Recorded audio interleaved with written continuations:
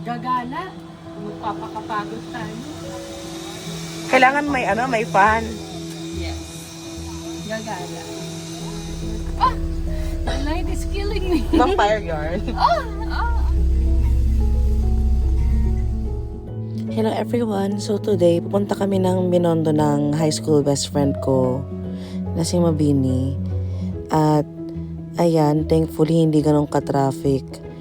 Bale, gabi na talaga kami umalis kasi gusto namin dumaan din sa Esplanade later. At nakarating na nga kami dito sa Binondo. Dito kami sa may bandang church nag-parking. 50 lang naman yung siningil. At ayan, ang daming mga food fair at iba't ibang mga klaseng stall dito. Tatawid lang kami para ma-check namin kung anong meron dito sa may tapat ng Binondo Church. At ayan, andyan nga si Chopper. Mukhang off-duty siya dun sa kila Luffy. At meron ding parang dragon. And kaming dalawa. Cheers to more than 10 years of friendship.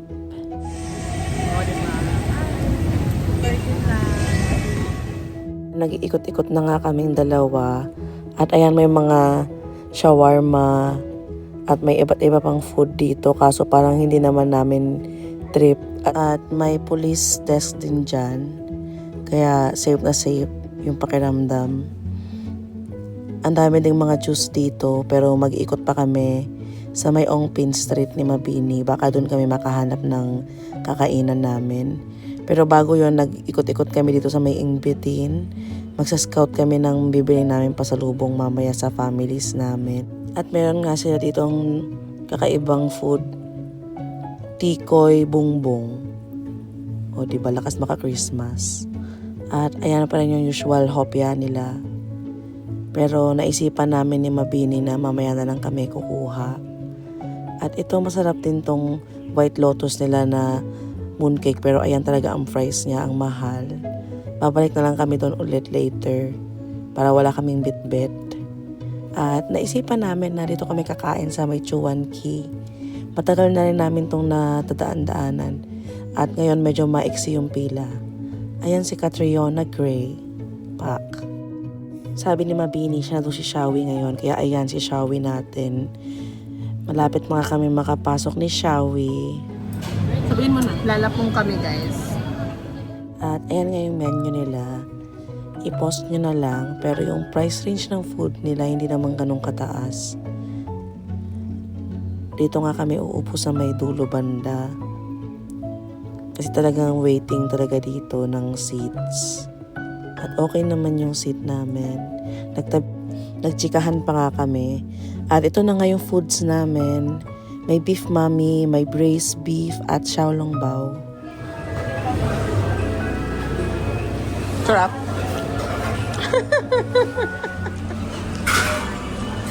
Busog ka na, girl.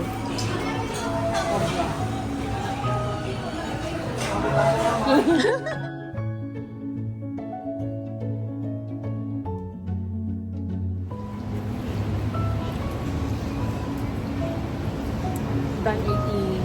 We're going to anywhere. Maglalakad pa nga kami ulit at titingin-tingin ng iba pang bukas na stores around Ongpin Street. At 8 pa lang at sarado na yung ibang mga shop.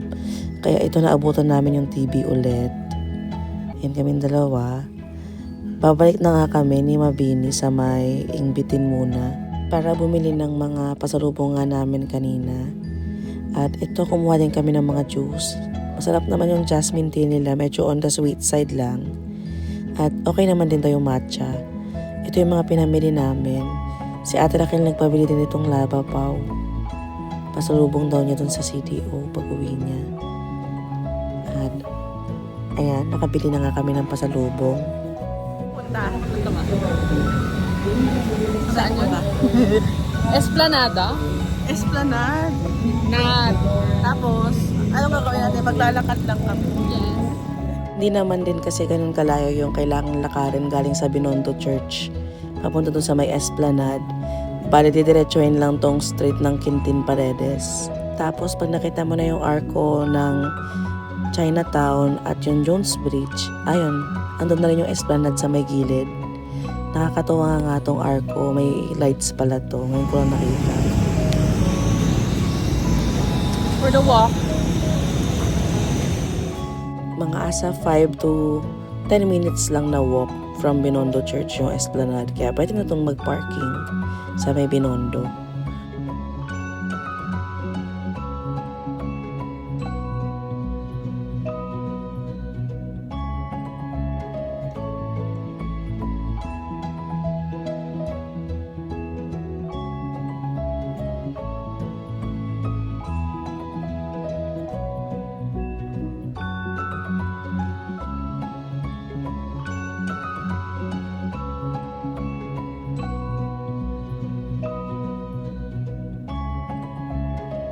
Tanaw na nga yung Esplanade. Ayan yung may mga lamps dyan. Yan na yung pupuntahan namin.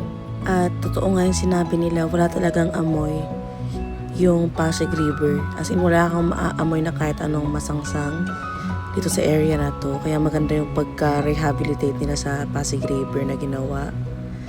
At ayan, bababa lang kami dyan. May daanan dito sa may Jones Bridge pababa. Tapos, dadaan ka sa gilid doon sa may unahan pa banda para makaakyat ka sa mismong Esplanade. At, andito na nga kami ni Mabini. Hindi naman ganun ka-crowded. Asa 9:30 na pala ngayon ng gabi. At ayan, hindi ganun ka-crowded yung area. Kaso, dahil nga umambon kanina, basa yung mga seats sa gilid, kaya kailangan pa namin linisan yung mga upuan kung gusto naming umupo. Pagod na yarn. Sakit ang paa ko. Patingin. Paa. Patingin na masakit. Umupo muna kami para mag-usap-usap about life. Kasi nga busog pa kami.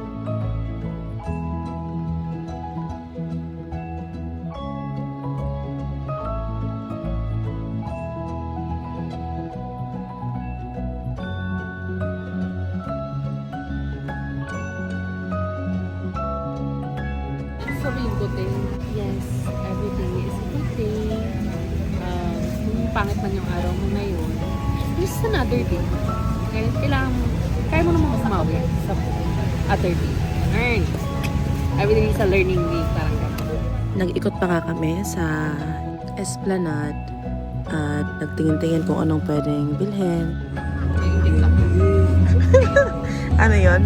Naiingit ako. Ito yung ibang mga stalls. May shawarma, may mga chicken poppers, may mga juice pa rin. Ay! Hindi nga ako na-post na lang. Tony Kim! Ba't dumingon ka? Di ba si Shawi ka na? Ito malaki mukha.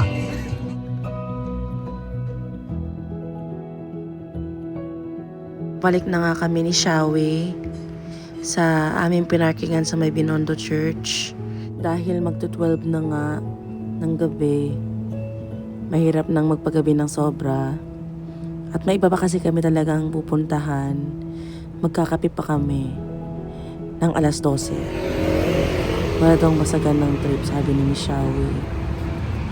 Uy, Mabini, mayroon pa pala sa kabila. Hindi natin alam na may Esplanade pa dun sa kabila. Yes. Therefore, may part 2 pa to. Yes. Nakakatuwa talaga yung palights nitong Arco. Ngayon ko lang talaga nakita yan. Kasi tuwing dumadaan kami dito, usually umaga or tanghali. Kaya hindi ko alam na maganda pala yung lighting doon. At, ayan. Aalis na nga kami. Kamusta ang ating night out? Kapoy ka ayun. But enjoy. That's the most important thing. Tired, but you enjoy it. Diba? Every moment. Ganon. Pupunta na nga kami ng Starbucks. Dito sa may Magallanes. Kami magkakape-kape. Ano yan? Andre!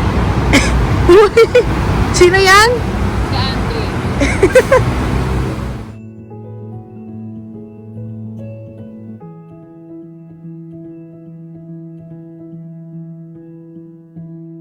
ayun lang. Maraming salamat sa panonood.